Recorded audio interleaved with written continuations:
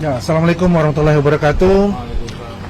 Salam sejahtera bagi kita semua. Terima kasih teman-teman jurnalis ya yang telah hadir di Polres Metro Jakarta Selatan dalam rangka penyampaian surat laporan kepolisian yang dilakukan oleh sahabat kita Taufik Bilfaqi atau Bill Offside mengenai yang kemarin ini sangat viral juga ya, sangat ramai tentang ijazah Roy Suryo S3 yang di Universitas Negeri Jakarta. Ini buntutnya ini. Ya, di situ. Jadi hari ini ada penyampaian surat laporan, kita melaporkan ada dua, RS dan Fanta FF ya. RS dan FF yang dilaporkan oleh saudara kita Taufik Bilfaqi untuk itu ya. Jadi teman-teman, nanti penjelasan akan diberikan langsung oleh Taufik Bilfaqi mengenai laporan terhadap dua orang tersebut ya di Polres Metro Jakarta Selatan. Silakan, Bang Bil. Ya. Terima kasih rekan-rekan media yang saya hormati. Assalamualaikum warahmatullahi wabarakatuh. Selamat sore, salam sejahtera bagi kita sekalian. Salam hormat saya Taufik Bilfaqi, founders dari Bang Bill Offside YouTube channel, sekaligus juga Ketua Harian YouTuber Nusantara dan Ketua Umum Gibranisti, didampingi oleh Kakanda Andi Azwan yang juga merupakan Ketua Umum Militan Gibran. Wah, kita dua-dua relawan tapi beda nasab kayaknya. Saya didampingi dengan kuasa hukum saya dari tim Merah Putih, tim hukum Merah Putih, Pak Suhadi yang hari ini diwakili oleh Mas Imam Mahdi, Sarjana Hukum, dan tentu juga ada kawan-kawan dari Gibranisti yang ikut mendampingi, dan tentu spesial juga saya ikut menjadi perwakilan dari komunitas YouTuber Nusantara. Di kesempatan hari ini intinya adalah ini bagian dari rangkaian atau buntut dari persoalan yang berkaitan dengan kekisruhan problem akademik atau pelanggaran akademik dari saudara RS ya. Dan kemarin kita tahu bersama, saya dan juga ada salah satu alumni dari Universitas Negeri Jakarta ya, program doktoral yaitu Dr. Richard. Hari ini kami sempat kemudian melakukan audiensi dengan pihak UNJ untuk mempertanyakan keabsahan dari seorang yang bernama RS. Ya, ini karena bahasanya di laporan-laporan pakai inisial gitu, walaupun kalian semua sudah tahu. Saya pertegas bahwa rangkaian kami melaporkan yang bersangkutan tentu bukan dalam konteks melaporkan ijazah palsu. Itu nggak ada hubungannya dengan hal tersebut. Namun, memang ini rangkaian. Kenapa saya bilang rangkaian? Karena sejujurnya pasca saudara RS melakukan pertemuan dengan pihak kampus UNJ, tiba-tiba saja beliau memperlihatkan sudah memiliki dokumen ijazah asli dan juga mendapatkan amanah dari pihak kampus UNJ sebagai ya dalam tanda kutip juru bicara, jadi humas dari UNJ untuk mengklarifikasi terkait beliau punya urusan program doktor. Kawan-kawan, yang kita laporkan ya, sebelum bicara objek dari apa yang menjadi kami laporkan ini, objek perkaranya, ingat ya bahwa saudara RS ini menantang publik, ya, menantang publik dengan mengatakan silakan menguji ini ijazah S1 saya, ya, ini ijazah S2 saya, tapi giliran S3 ini ijazah apa ini S3 saya gitu. Tapi ternyata ketika kita lihat yang S1 dan S2 landscape, yang S1-nya apa S3-nya justru potret. Itu yang kemudian ketika dia mengatakan silakan diuji, ya itu kami atas nama publik tertantang. Nah, secara kebetulan saya berkomunikasi dengan salah satu alumni dari program S3 yang bersangkutan, itu menemukan ternyata bukan S3-nya itu bukan ijazah yang dia perlihatkan. Ternyata yang dia perlihatkan cuma SKL. Tapi sekali lagi kita tidak bermaksud mau bilang bahwa yang bersangkutan pemilik ijazah palsu atau bukan doktor, tidak. Tapi kita mau mencocokkan karena yang bersangkutan ketika konferensi pers bicara soal ijazahnya Pak Jokowi. Ya kan? Ya, jadi konteksnya seharusnya kalau Anda perlihatkan ini ijazah S1, ini ijazah S2, ya S3-nya harus ijazah juga. Tapi ternyata yang diperlihatkan adalah SKL, surat keterangan lulus. Rasa penasaran ini kita lakukan penelusuran dan saya mendapat salah seorang narasumber alumni dari UNJ yang kemudian mengatakan sebenarnya yang bersangkutan ini ada masalah dalam konteks akademik, ya. Apa masalahnya di akademik? Yang ini harus saya klarifikasi. Ketika kemudian kami menemukan yang bersangkutan adalah seorang terpidana pada tahun 2022 yang inkrahnya di 2023, dia sebenarnya melanggar peraturan nomor 13, peraturan rektor nomor 13 tahun 2020. Yang sebelumnya peraturan rektor itu tahun 2018. Yang berkaitan tentang status mahasiswa. Ingat ya, status mahasiswa. Bukan pencabutan gelar. Ini yang salah tafsir dari teman-teman di UNJ, termasuk juga Roy Suryo yang mengatakan saya bebas karena yang dimaksud dengan pencabutan gelar itu harus terpidana luar biasa atau plagiat. Itu nggak ada hubungannya dengan yang saya gugat. Yang saya gugat atau saya pertanyakan hari ini kepada pihak UNJ kemarin adalah kenapa orang ini melanggar aturan rektor nomor 13 tahun 2020, itu kalau nggak salah pasal 14 atau pasal 15, di mana bunyi dari pasal itu, ya, mahasiswa UNJ dinyatakan gugur apabila kemudian ditemukan sebagai pelaku tindak pidana yang berkekuatan hukum tetap dari lembaga peradilan. Tidak dibilang tindak pidana luar biasa, tidak dibilang tindak pidana kecil. Pokoknya kalau sudah terpidana, intinya yang bersangkutan harus DO, harus gugur, ya. Nah, saudara RS ini benar lulus, benar kuliah, benar ujian dan diakui oleh UNJ sendiri karena kami langsung tabayun. Jadi kita nggak seperti teroris dulu yang datang ke UGM sambil rekam-rekam marah-marah sama rektor, marah-marah dan juga bikin konferensi pers yang luar biasa. Kita datang baik-baik, tabayun dan kita tanya. Bukan kita minta ini Anda melakukan pelanggaran dan lain-lain sebagainya harus dicabut. Enggak. Kita pun mengajak orang untuk petisi online, ayo kita dukung UNJ, mendesak UNJ agar mencabut gelar. Itu bukan, ya, itu bukan dalam konteks ketika kita belum bertemu UNJ.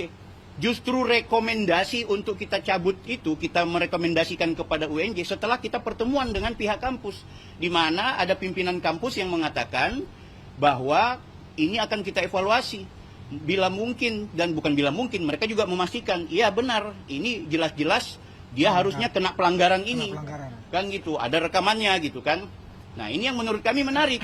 Artinya ketika ternyata UNJ sendiri mengakui ada problem, ya, ada kelalaian, bahkan kalau saya mau tegaskan, ada kelalaian sehingga meluluskan orang yang seharusnya DO, maka dengan ini kami begitu rasa percaya diri mengundang publik. Ayo publik, kita desak UNJ, bila mana kemudian mereka punya temuan dan itu temuan itu benar, yang bersangkutan adalah mahasiswa yang seharusnya DO tapi tidak di DO justru mendapatkan gelar doktor, maka bukan tidak mungkin direkomendasikan untuk lakukan pencabutan gelar, ya. Walaupun kita tahu mekanisme pencabutan gelar itu ada dua hal. Pertama, problem pelanggaran akademik berupa pelanggaran plagiat, kemudian juga ada karya ilmiah yang digandakan dan lain-lain sebagainya. Dan yang kedua adalah pelanggaran tindak pidana luar biasa. Kami tahu itu. Nah, itu peraturan rektor nomor 10 tahun 2019. Nah, itu yang dipakai oleh rektor. Makanya saya rasa lucu ketika RS kemarin konferensi pers, saya memang bersalah tindak pidana, tapi saya sebenarnya tidak bermasalah karena sah. Kenapa sah? Karena saya pidananya kecil, bukan pidana besar. Kalau pidana luar biasa itu seperti terorisme, korupsi, ya kan, dan juga tindak pidana luar biasa lainnya.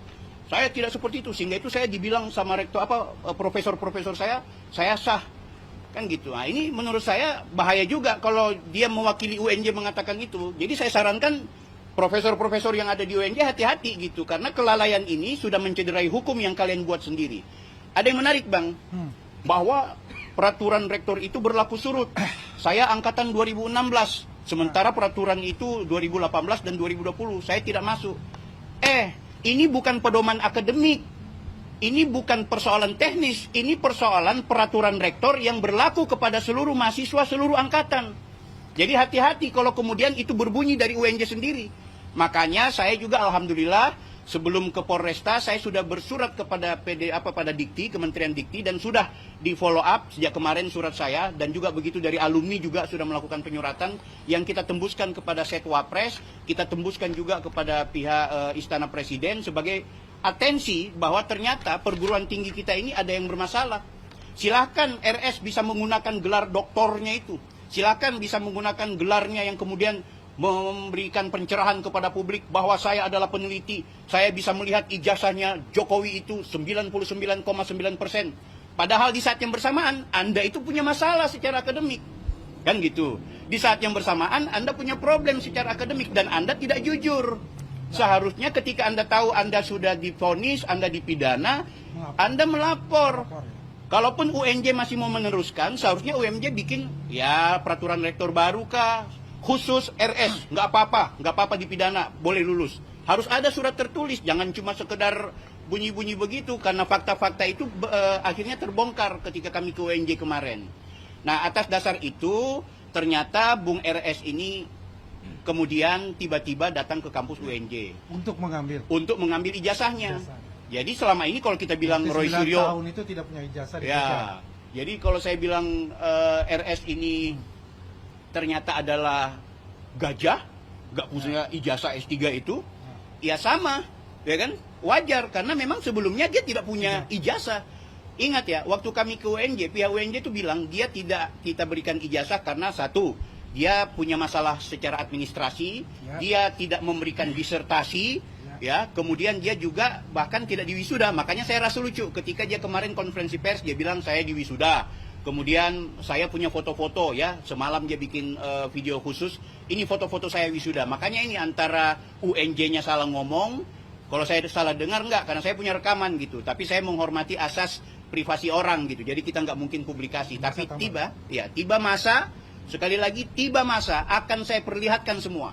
Apalagi Mr. RS ini mengancam-ngancam saya, ya bahkan dia memfitnah saya, yang ini kemudian buntutnya akhirnya saya jadikan laporan. Nah Bang Andi, selain itu saya mau informasikan juga bahwa ada salah satu pendukung RS ini yang menantang saya debat di YouTube, tapi dia nantangnya bertemu, saya nggak masalah ditantang, emang kita nggak tahu bicara. Cuma maksudnya gini, ada pernyataan-pernyataan yang menurut saya itu sudah di luar batas kewajaran kita. Saya sih sebenarnya mau mengajak diskusi lebih sehat di ruang publik, kita bicara baik-baik di tengah masyarakat supaya jangan sampai ada kalimat-kalimat yang tidak senonoh. Nah atas dasar itulah saya membawa bukti kepada Polres Metro Jakarta Selatan untuk memberikan temuan-temuan saya, baik RS yang sudah melakukan tindak pidana yang memfitnah saya, ya nanti dipertanggungjawabkanlah, ada undang-undang ITE dan juga KUHP yang harus diselesaikan. Dan juga demikian dengan inisial FF pendukungnya RS, ya harus bertanggung jawab. Saya pikir itu. Ya. Saya tidak pernah kemudian bicara soal ijazahnya palsu dan lain sebagainya. Ini buntut juga dari konferensi pers beliau kemarin yang ya banyak kejanggalan. Itu banyak temuan-temuan setelah dia memperlihatkan ijazahnya gitu kan. Apalagi dia mengatakan kalau nggak salah dia mendapatkan dia wisuda, tapi tanggal setelah wisudanya tanggal ujiannya itu berbeda gitu. Ini yang menurutku agak-agak menarik gitu. Walaupun mungkin itu ada apalah ya, slip of tongue atau gimana, tapi itulah pentingnya kemudian berhati-hati dalam berbicara.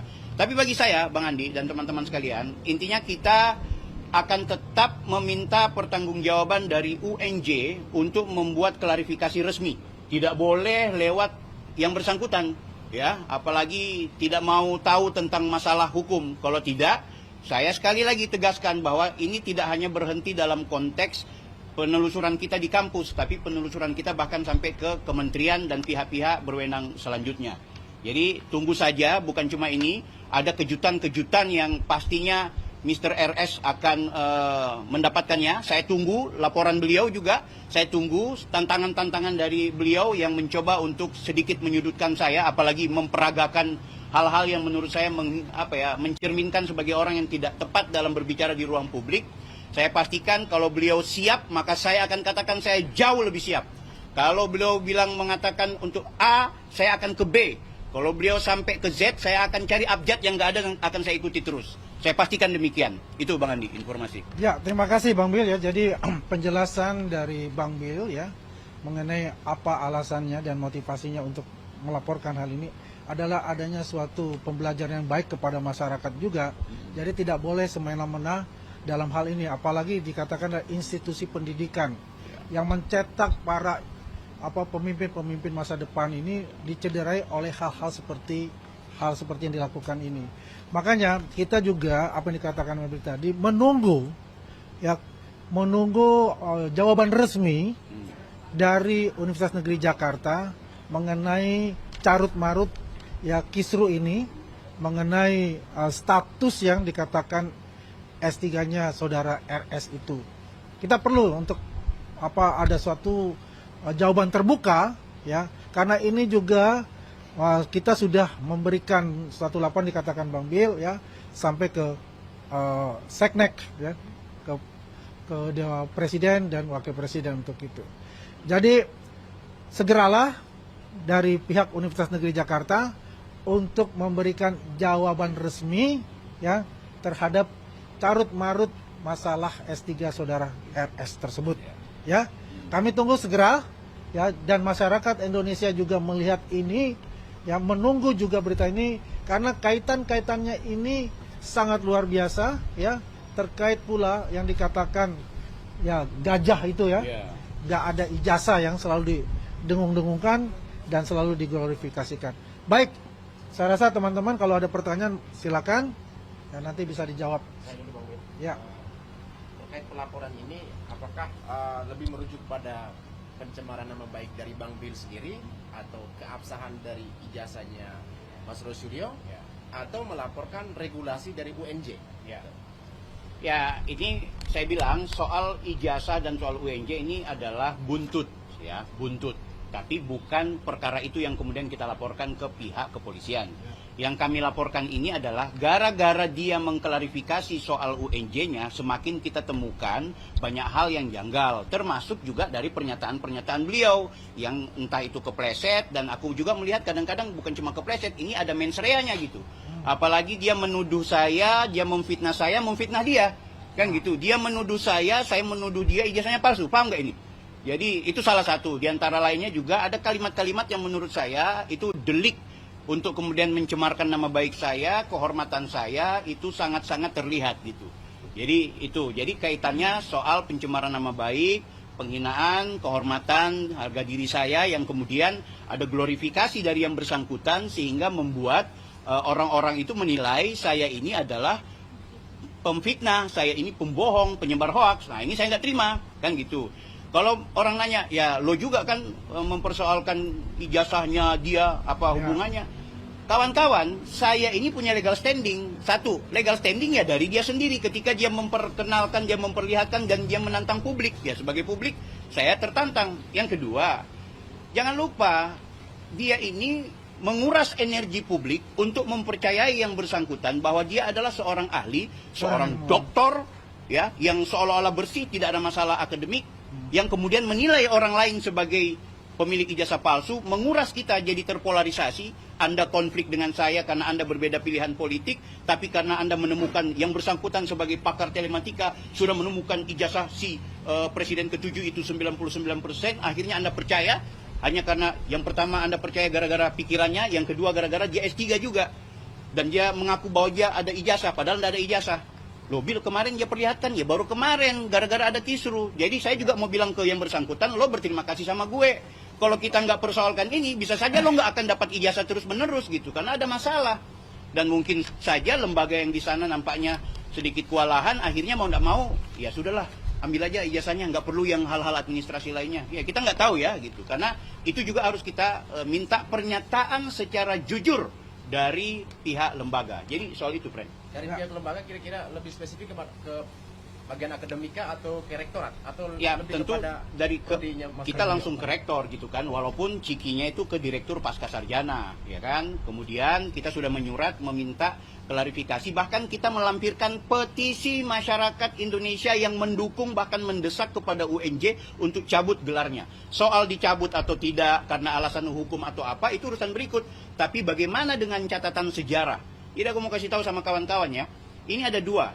Kalau dicabut, maka tentu yang bersangkutan akan melakukan ya gugatan, ya terserah, itu urusan dia gitu.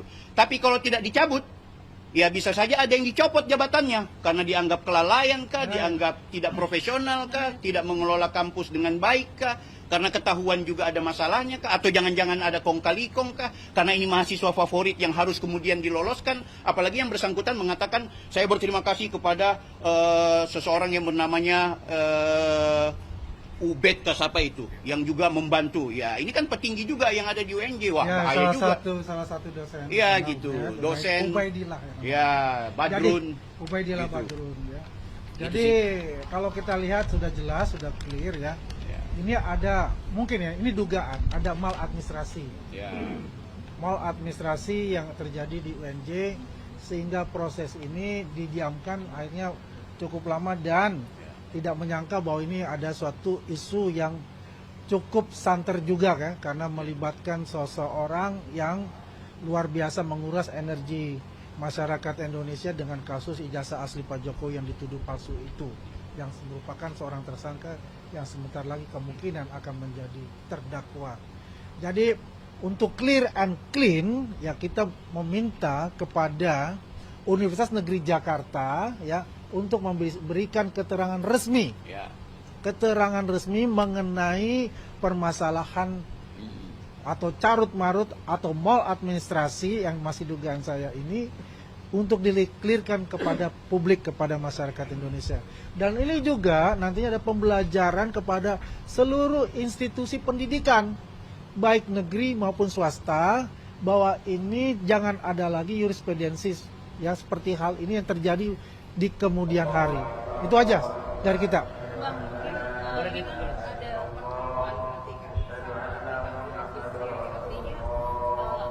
pihaknya sebenarnya ada statement substansi ada yang disampaikan dari Singapura sendiri mungkin apa alasan dari mereka sehingga Roy Suryo bisa mendapatkan ijazahnya. Ya, alasan yang paling sederhana sih memang cuma perkara misinformasi sih, menurutnya seperti itu. Karena mereka merasa tidak ada putusan Mahkamah Agung yang dikirimkan ke pihak kampus. Tapi ini kan lucu ya, tidak mungkin lah.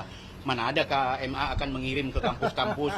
Karena si RS ini adalah mahasiswa di situ, maka ini salinan putusannya. Itu nggak mungkin. Tapi intinya sebenarnya ada sikap kooperatif dari pihak kampus UNJ. Makanya saya rasa lucu ketika yang bersangkutan konferensi pers kemarin memperlihatkan bagaimana seolah-olah ada semacam pengecualian, ada semacam sesuatu yang khusus buat RS sehingga mendapatkan ijazahnya, maka menurut saya udah berubah nih, ya kan? Udah berubah pernyataan. Tadinya saya juga bilang saya tidak akan rekam video. Saya bertanya loh. Ingat ya, saya mau kasih tahu sama teman-teman di PMJ UNJ. Saya mau kasih tahu, kalau saya mau menggunakan hak saya sebagai publik, mereka tidak boleh melarang saya untuk mendokumentasikan semua pembicaraan, oke? Tapi karena kita menghormati. Karena mereka ini kan pejabat publik gitu kan. Kita menghormati saja, tapi kita minta izin. Kita pastikan kita juga ada rekaman, tapi sifatnya bukan rekam untuk dilakukan publikasi, melainkan rekam proses. Ini penting teman-teman. Jadi kalau kemudian nanti saya kan diancam nih, mau dilapor karena soal fitnah apa semua. Saya punya bukti-bukti secara konkret yang akan saya perlihatkan di kepolisian, ya, termasuk argumentasi kita.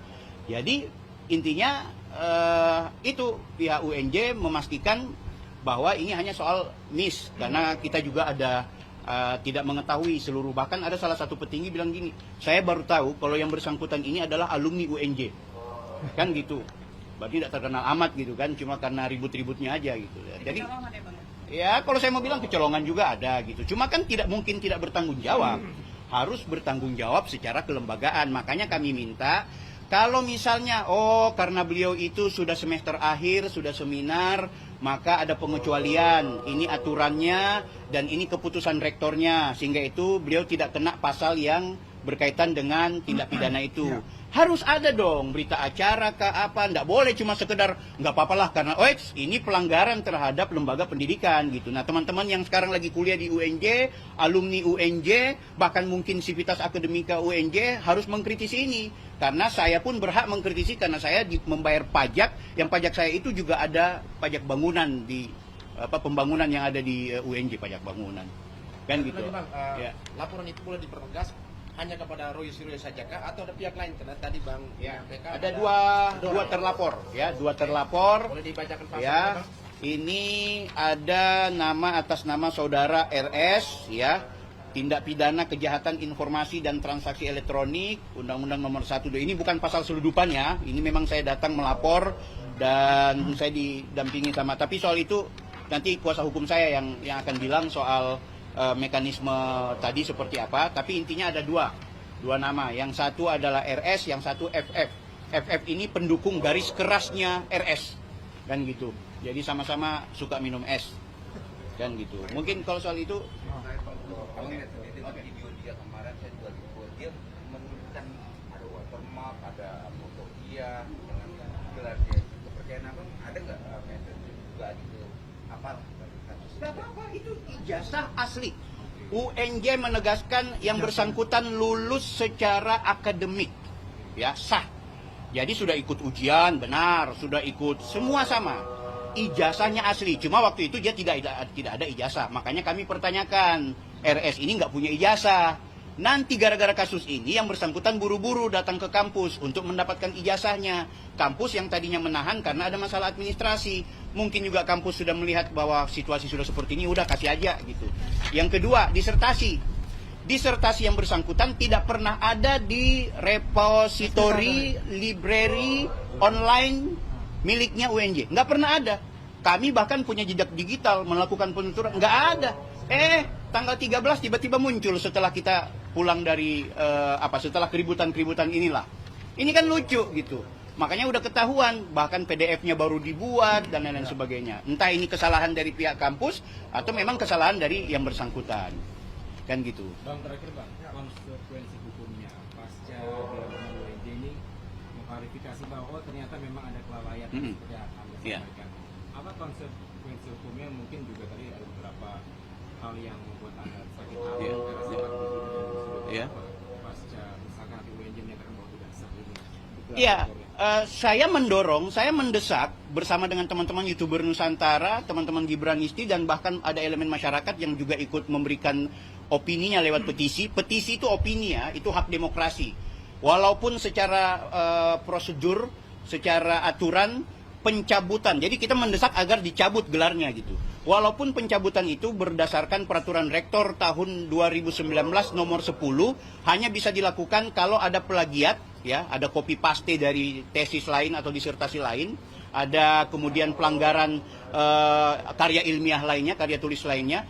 Yang kedua adalah soal pelanggaran tindak pidana luar biasa. Oke, kita maklumi itu.